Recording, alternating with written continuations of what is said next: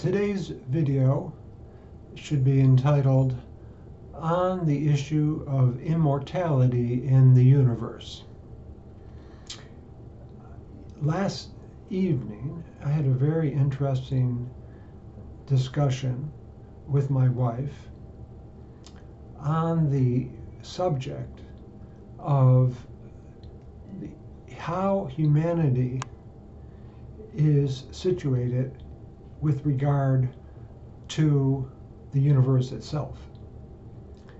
And something that I cannot disagree with whatsoever is that we, as a species and as individuals, are experiencing the universe.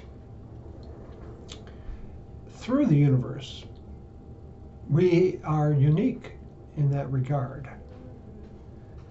And the question is whether or not we are unique in regards to the possibility of intelligent life so experiencing the universe, for the universe,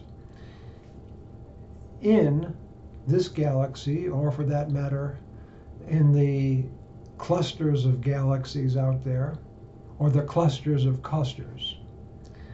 And one thing that came to mind is the issue of time, because time itself for us is merely a mote, a speck in the continuum of time, in the billions of years going backward and going forward. So the issue is, if we were to, for some unfortunate set of circumstances, not make it as a species, would that mean that there would be an extinction of possible intelligent life elsewhere in the universe?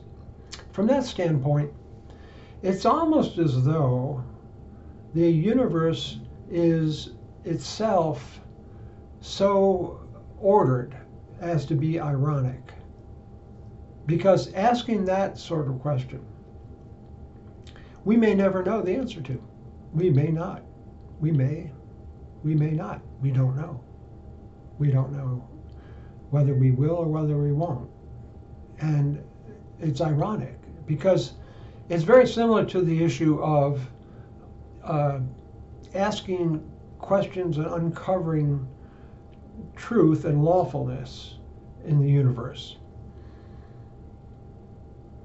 I mean, here we sit, as I was describing in the last episode, using unimaginable technology that our ancestors could barely imagine.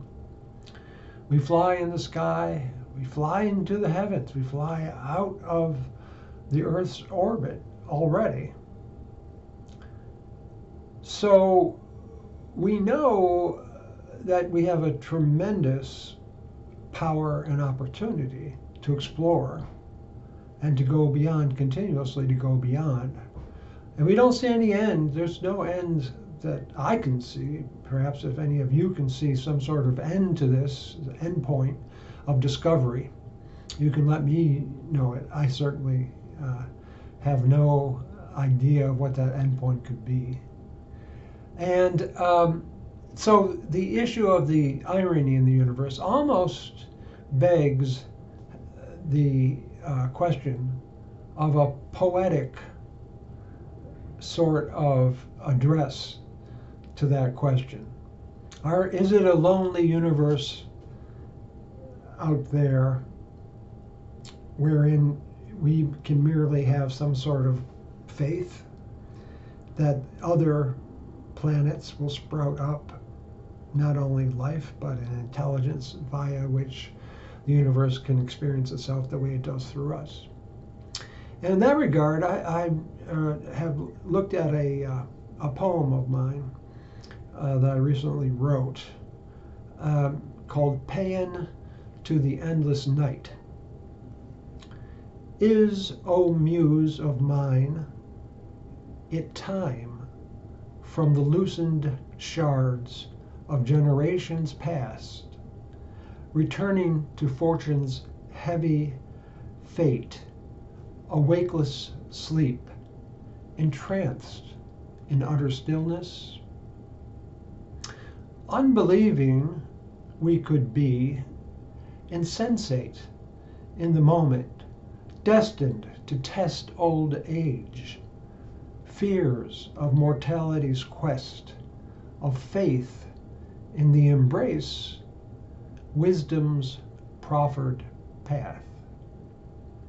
Among the ashes dead, from fires that ravished in bewildered tears, yet now we glean to grasp the future strife not yet begun, amid the ruins of wars half fought, half thought, unending on the brink of survival or destruction. Still, hope now lurches and leaps to beckon anew, a drama unimagined, fraught with endless undiscovered universes of the possible. Home to stars untold, unmet, yearning to be known, boldly painting the way forward now. Anon the lights lead its sojourner to beauty's realms unending. Dream quenched heights. So I think the question is, can we see in all of this a pathway and a purpose that we as a species should be adopting and cleaving to and building upon? Does that pathway yet exist for us, the here and now? There are signs and elements of it whereby we can imagine, for example, the end of want for humanity, the end of war, peace, in other words. So, at the same time, the end of disease. We can visualize, we can imagine those things because of what we've already accomplished together, working on those problems. You know, right now we're told continuously that we're running out of so-called resources. But the fact that I've always been acutely aware of is that resources are products of the mind. Again, it's the issue of the universe experiencing itself. If we are doing that, why would it not be the case that we would come to understand those ironies that are presented to us by our science and by our art, as I try to demonstrate in my poem just a moment ago. In other words, the fruits of our endeavors are multifaceted. Science, art in the larger sense, as the unbinding of the soul, if you will, or what Leibniz denominated as a higher monad. Higher monad in terms of creation itself, which is what we're getting at. We know that we have a capability which is unique. That too is self-evident. Just as self-evident in the way that we say that all men are created equal. In that sense, we are equal in that unique characteristic of creative intelligence, which is ongoing, which can be proven, going back as far as we know into our family histories, our nation's histories, our civilization's histories. We know there's a creative spark. That spark is something which must be nurtured, as I say. We look forward to getting rid of disease, want, old age, and the ability really for humanity to have and find a purpose, potentially for each and every one of us. A purpose that gives everybody's life meaning in the here and now, but also in connecting with our own futurity. In other words, becoming whole in a way that we really, our civilization has not really become. It's, we're in the cradle still of not even taking baby steps off the planet. We're in an infancy of possibilities. The remoteness of those possibilities coming into being is, in fact, strikes us with awe if we really care to consider it. And that's the point about these questions. Will they ever be answered? Will we, for example, ever uncover the root of what it is that makes life life? We bring these kinds of questions up,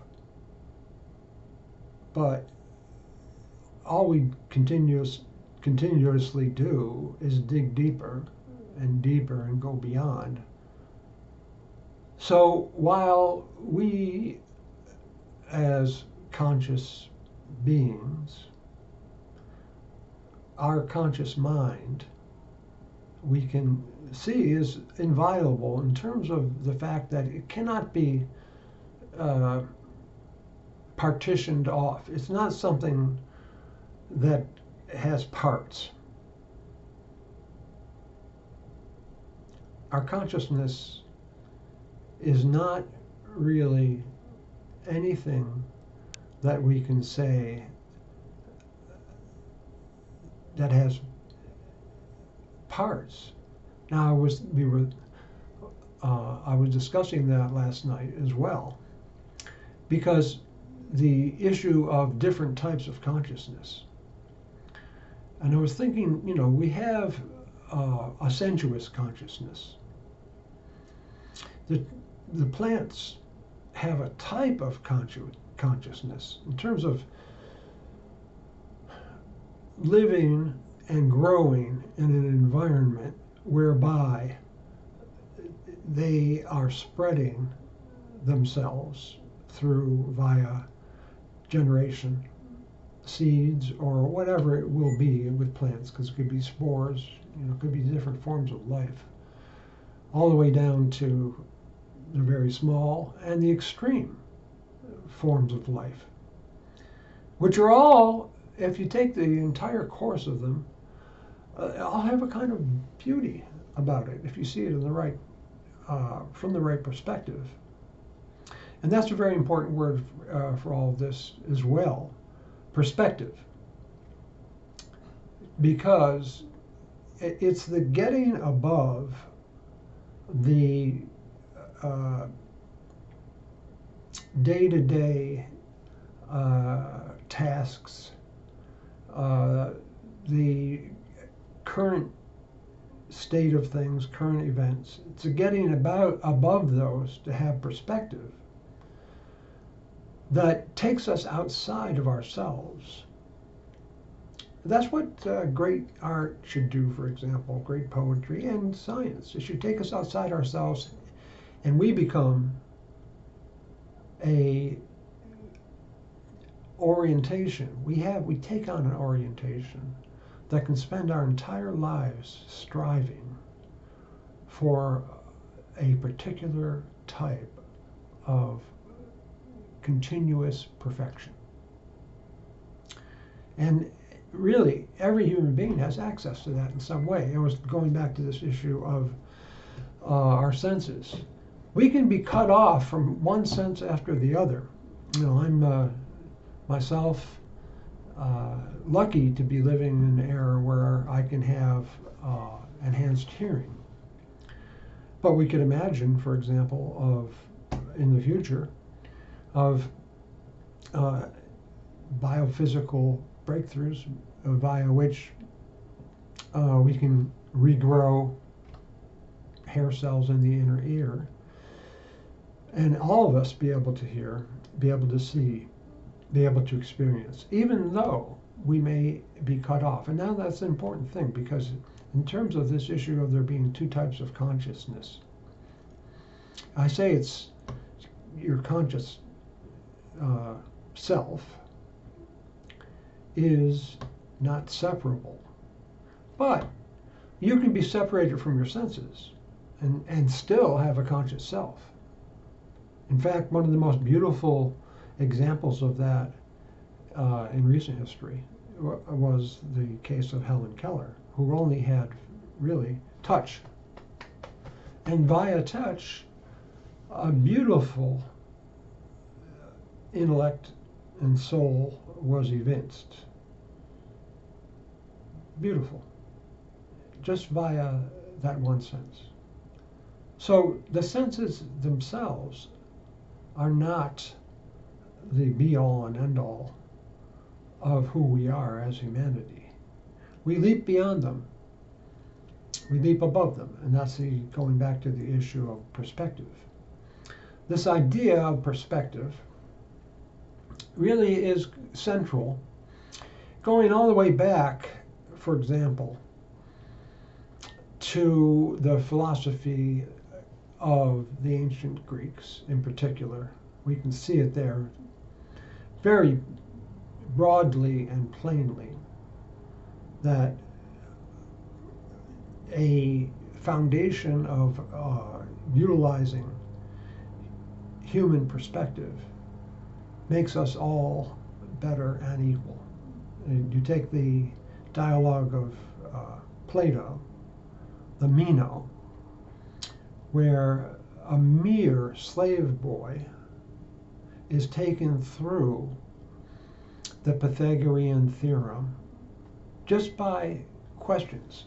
And if you think about it, right, the striations and the divisions of society at that time, slavery versus ruling elites and oligarchy. And what was the demonstration? That we're all able as humans to embrace a quality of mind which seeks out truths that are universal. So that when I started my presentation, I spoke of the idea, which seems abstract and remote, that we as human beings are the universe experience in itself. But if you look at this issue of perspective, leaping above the here and now, and moving far as we possibly can imagine into a beautiful future, which we are preparing for ourselves. It's almost as though there's a directionality in the entire cosmos and universe itself that we are participants of in our mortality, in our here and now, our mortal life. We go beyond and say, what do we want for future generations? What would be fit and meet and proper for future generations to achieve? What must we achieve now in order to make that possible? Those sorts of questions are, again, going back to the issue of how this little slave boy can be taken through a rigorous process of the highest quality of geometrical mentation at that time in Greek and world history, really, because it was also Egyptian. What does that mean for the ruling false beliefs that we might have imposed upon arbitrarily human civilization? The idea, for example, that if there is perfection, if what we're talking about is perfecting our own practice, perfecting science, perfecting, then how can it be that we are reliant upon powerful forces, let's call them? Let's not call them gods. Let's not even talk about Zeus and Kronos and all these various mythologies. But the idea that perfected beings somehow are just as immoral as anybody walking the face of the earth. How can that be? That doesn't meet up. It's not a sufficient explanation whatsoever about this process of human creative ideas and thinking, the beauty of it, that is possible for all of humanity, our consciousness, our relationship, our perspective of our relationship between ourselves as an individual and ourselves as a race, not only in the here and now, but in the far-flung future, and our role in that. For if we have arbitrary rules, which are merely the pleasures and pains of the here and now and the conflicts that occur among men, then you have to really ask yourself, is that a worthy representation of perfection? No, it's not. The only worthy representation of perfection is an ongoing development that we see no beginning, we see no end. And if we ask those kinds of questions, if we make it our business to ask those kinds of questions in the right way, then we know that we will make headway into achieving something far beyond ourselves. And that's the idea that's embedded in us as well, isn't it? That we live to provide something better for future generations, far beyond our own mortal existence.